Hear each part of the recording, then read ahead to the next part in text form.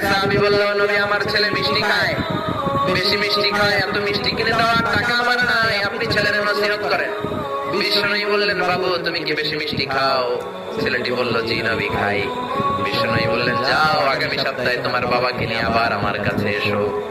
বিশ্বনবী পরের সপ্তাহে ছেলেরে বললেন, ও ছেলে মিষ্টি বেশি খেও না, এত বেশি মিষ্টি খাওয়ার টাকা দেওয়ার টাকা তোমার বাবার নাই, কম কম খাবা, তাহলে তোমার বাবার উপর ihsan হবে। ছেলের বাবা বলল, নবী এই কথা তো গত সপ্তাহে বলতে পারতেন।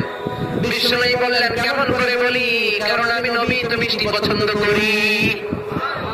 এক সপ্তাহের ব্যবধানে নিজের অভ্যাসটাকে পাল্টালাম, মিষ্টি কম কম খাওয়া শুরু করলাম, আগে নিজে আমল করলাম, তারপরে তোমার ছেলেরে বললাম। সুবহানাল্লাহ বাড়িতে রে, কি রহমতের নবী, কি বরকতের নবী, নিজে কিছু আমল না করে অন্যরে বলতেনই না। সুবহানাল্লাহ।